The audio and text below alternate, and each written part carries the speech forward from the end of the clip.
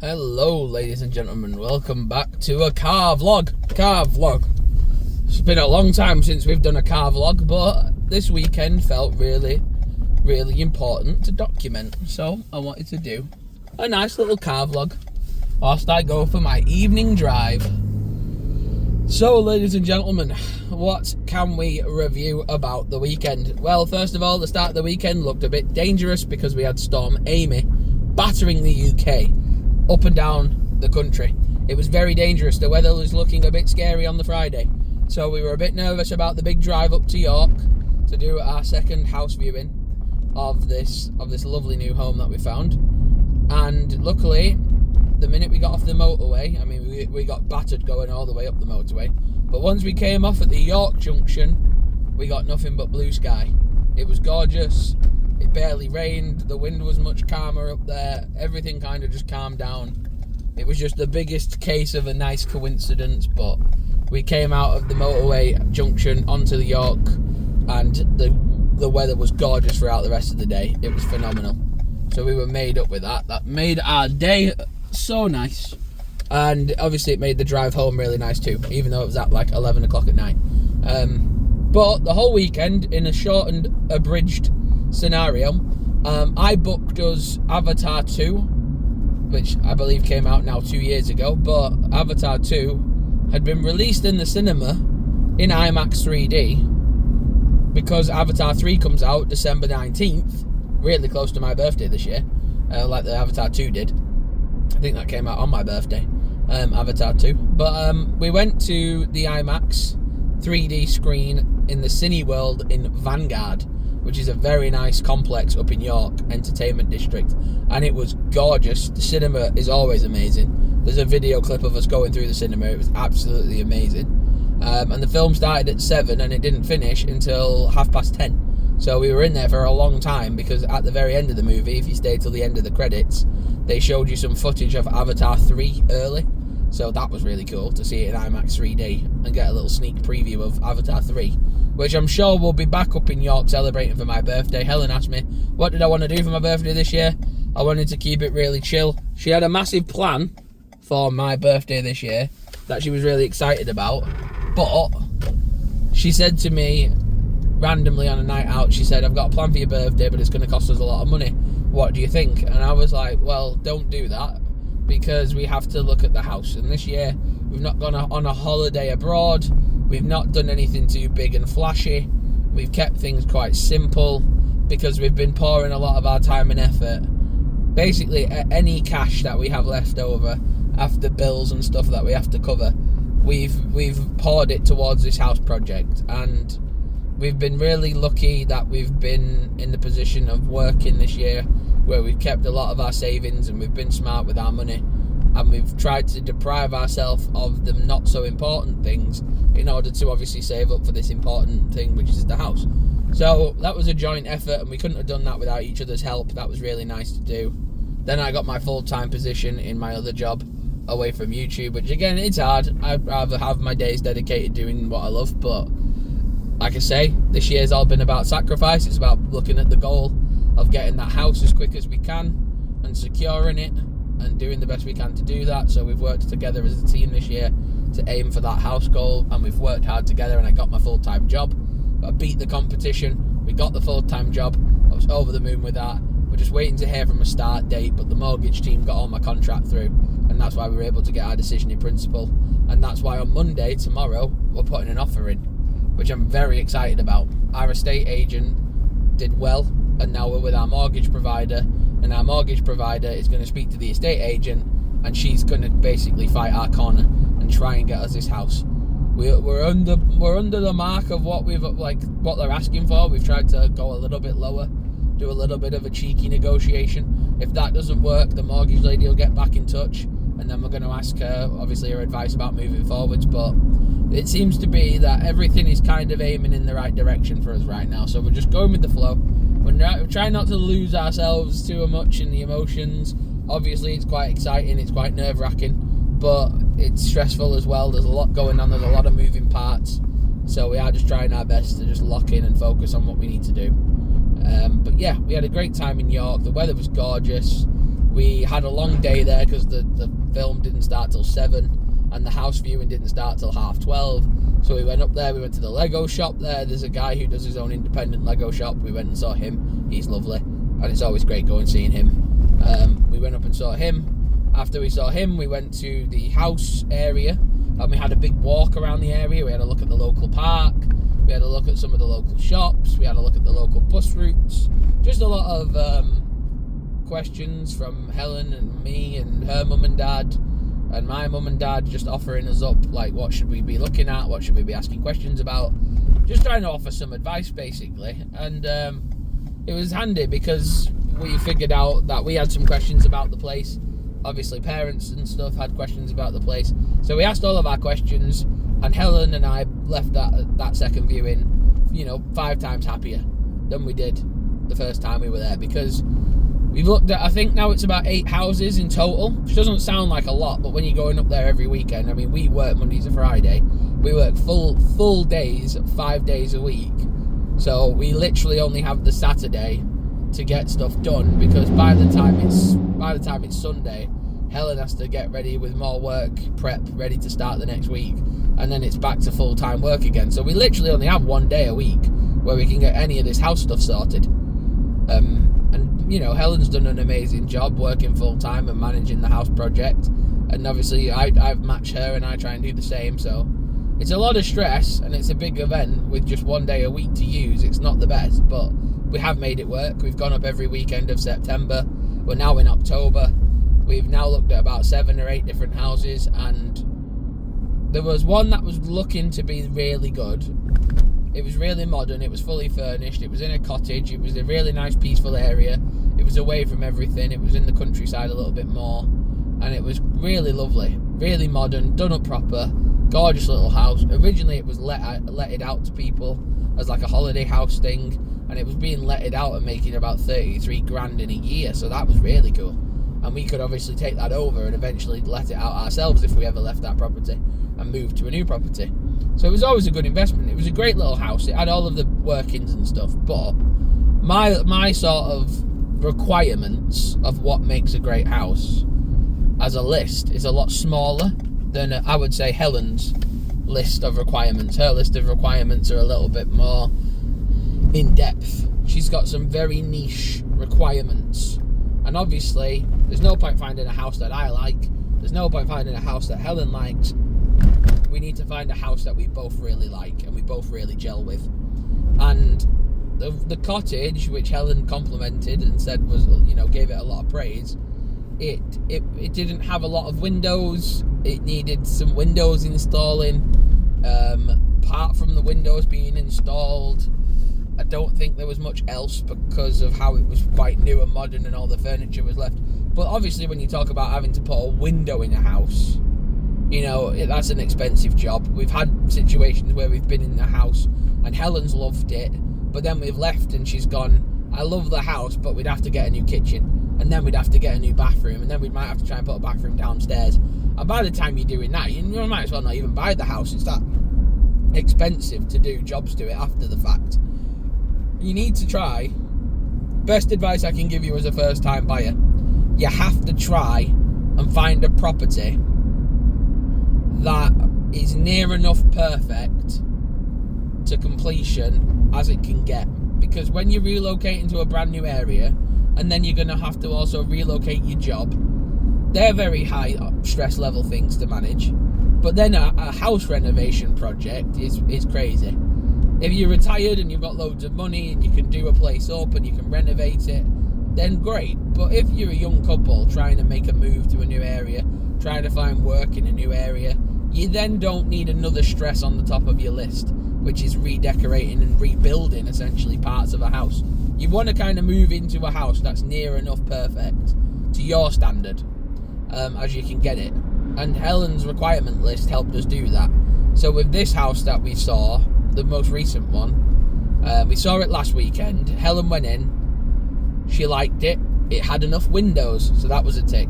It had really good Wi-Fi in the area, so that was a big tick off both of our lists. We could park our car out the front. Now, where my nan lives, she lives in a street. It's quite an awkward street where my nan lives. She can't park her car in front of her house, which isn't helpful, especially when you're like 70 odd. But it's not very helpful when you can't even see your own car from outside your house. So having a place to park our car outside the front door, that was a big thing. Having some patio doors to get you into your garden, have a little bit of an entranceway when you come into the house. These are all things that Helen was after. I could have, the car one was quite serious for me. I needed to be able to have my car parked right out my front door.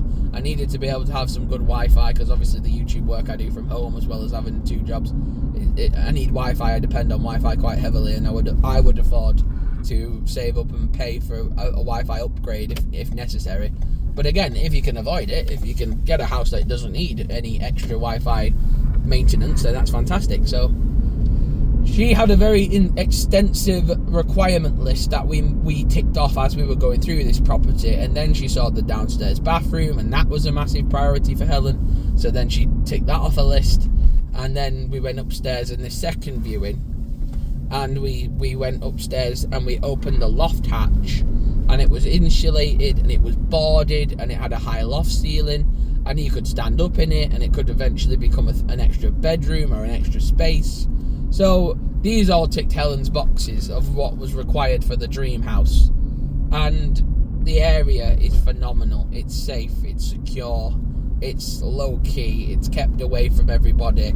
It's really nice and safe, and there was families all around, and you could sense that vibe of comfort. Because when we first went looking at houses, and again, another bit of a life advice for you guys who are first-time buyers, go to the really rough areas in your area. Go to the areas that everyone tells you to avoid, and have a good dig around those areas.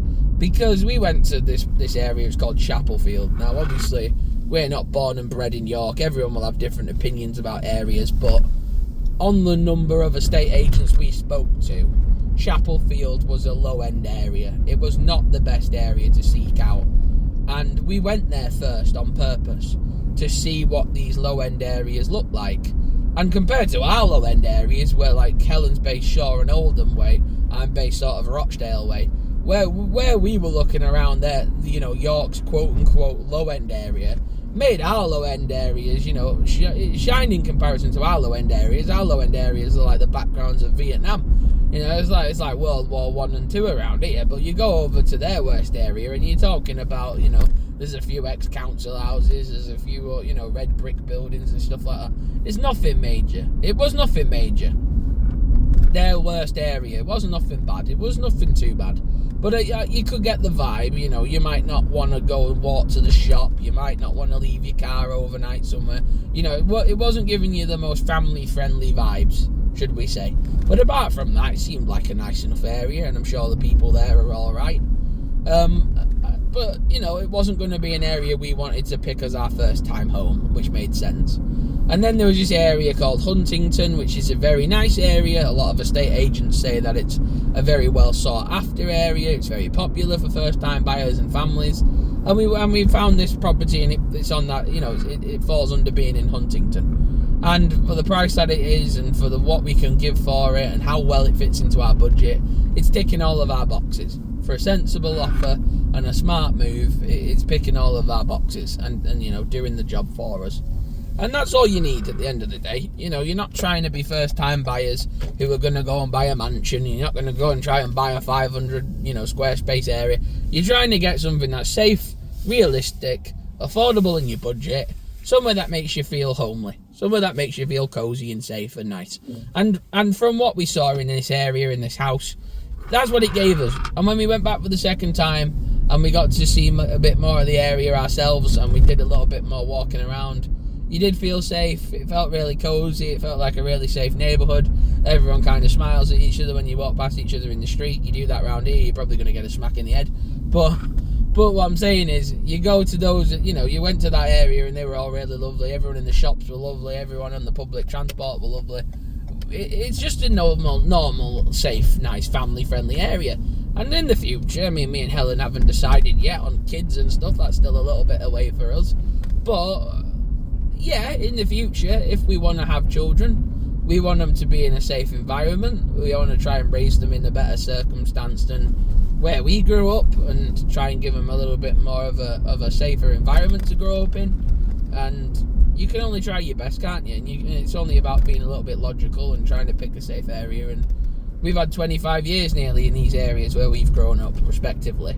And now we need to look about, other areas, because it's not the 1900s. We're not born in a postcode that we have to live and die in the rest of our life. We can afford to move and travel and explore the world a little bit. I know in a few years gone by, people might have been born on a street and they might have lived and died on that street their whole life, because they might never thought they could leave that area and travel further afield and explore new things and try new things. Like, they might not have thought that were possible, or maybe it was a lot harder to do. But I've got family members who have managed to go off and find life in Australia. I've got family members who go and live down south in London, in the UK. I've got family members and friends from old schools who have gone abroad further, like to Dubai and stuff like that. So anything's possible. Anything's possible. It's just a case of whether you're driving or getting a plane or a boat or wherever. But at the end of the day, it's all about trial and error. And we've had our life, 25 years is a long time, and we've had that life now around this area. And in those 25 years, for both of us, from talking to each other and chatting with each other, there was never anything to keep us attached here. There was never any reason to want to stay here for the rest of our lives and have kids here and have a family here. Like, it was never on the cards for us. So obviously, going and doing a trip further afield. Now we're talking further. If we're talking no 2 or 3 hour drives or 10-hour plane flights, we're talking about an hour and 40 minutes in good traffic up a motorway. So it's not a grand adventure. It's not a big road trip, but it's a good start and it's a good place to find, and it's not too far away. And if anyone wants to come up and see us, you're more than welcome to once we've settled in. It's not a million miles away. It's a bit, get in the car, do some driving. That's what it's there for. It's a bit of common sense, but ultimately it's an area that me and Helen have been to many a time as tourists. It's an area we've tried out a lot, and we've tried to find out reasons why we shouldn't like it. Is there anything that we're not seeing? Are we not paying enough attention to certain things? But every time we've gone, we've failed to find a reason to not love it. And even when we've gone and we've tried to put it under a microscope, even when we've purposely gone as like house shoppers and we've gone to these dangerous areas, quote unquote dangerous areas, we've gone to these like more, less gentrified areas. We've gone to these areas that people are less desired to go to, less desirable areas, we'll call them. And we've gone to those areas, and still, we might not personally choose to live in those areas, but nothing wrong with them, nothing outlandishly wrong with them, but it is just what it is, isn't it? We've been smart, we've saved up, we've never been big partiers, we've never been big travellers. We did a little bit of travelling straight out of uni, but we've saved and we've worked and we've done our bit, and now we want to make that mean something. We want to put that towards something. We want to, we've tried a long time to get through a lot of ups and downs and struggles, and we want to try and make something happen out of it. And I think that's honourable. I think that's a nice thing to do. And if it was up to me, whilst I'm younger and a bit fitter and a bit bolder and braver, I might have originally tried to have gone further afield, like abroad first, and then settled down in England. But I've had Helen, who 8 years ago, after meeting her, I've found that she's been the rock. She's been sensible. She's been the smartest for like looking after the money side of stuff and managing the money side of things and advising us on what to do. And then obviously she needs me there to provide the passion and the drive and the visions for things. So we've found that sort of perfect balance for what we're both really good at.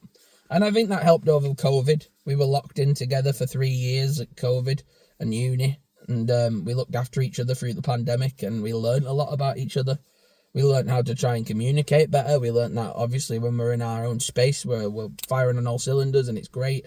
When we go out with our friends and we have a lovely day out with them, it feels fantastic to be around those people who are like-minded people to us. And we found what works, and we've we've built up a really good rapport with each other, and she balances me out in a really nice way that I need, and I never really felt grounded before I met Helen, and she really does point me in the right directions, and she manages to channel the passion that I have for things like projects and plans and put some logic into it and drive it in the right direction.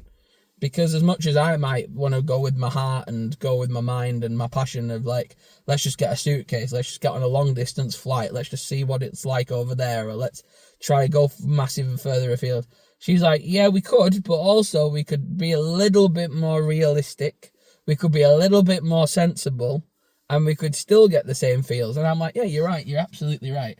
Because no matter what, you're never going to be right 100% of the time. No matter how much you might think you are, you're never going to be right 100% of the time. And communication is massive. You need to communicate more. You need to be able to have someone you can back and forth with. And that's who I've found with Helen.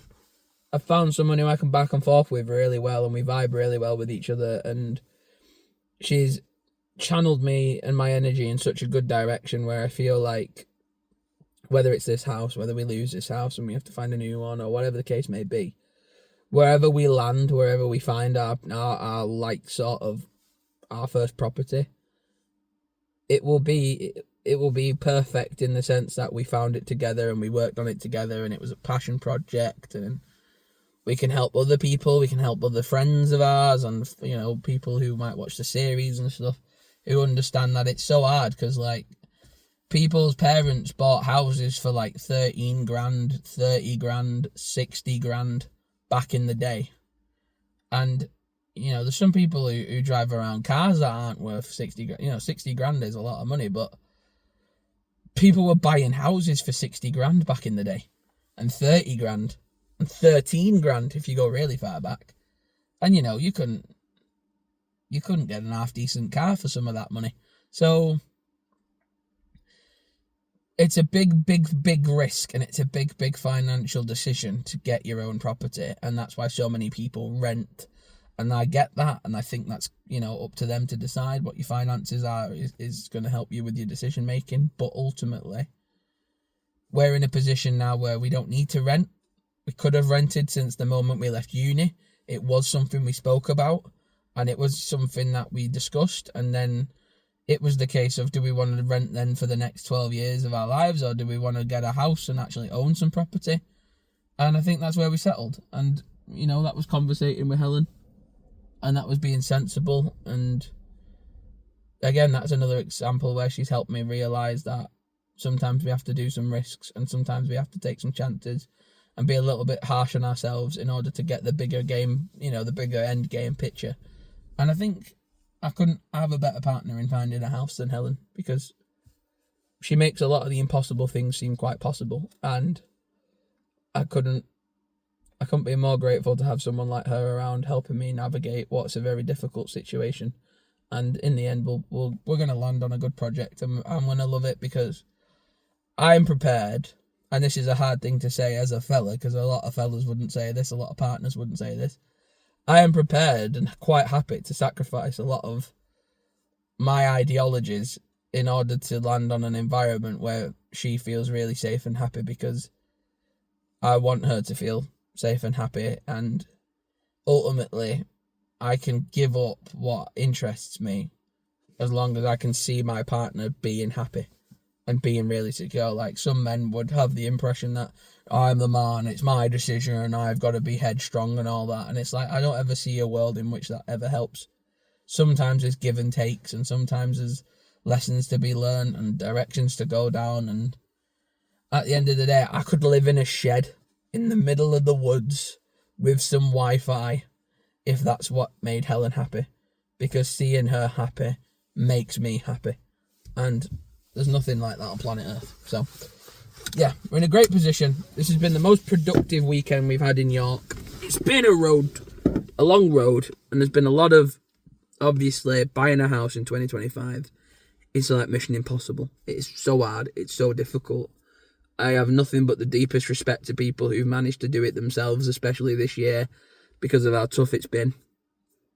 England's rough at the minute with everything going on, and money as well in the UK is downright terrifying. But we're just going to keep our heads down, keep on chugging along, and try and get the end game of finding a bit of property we can call our own. And be proud of what we found and what we built and what we made. And yeah, wherever that is, whenever that is, you guys are going to come along for the ride and enjoy it with us and hopefully learn a thing or two along the way.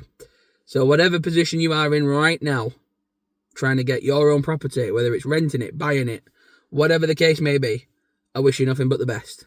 I wish you all the luck in the world, and I hope you follow us along with our journey, because we love making the memories as we go, and hopefully helping you guys learn a thing or two along the way.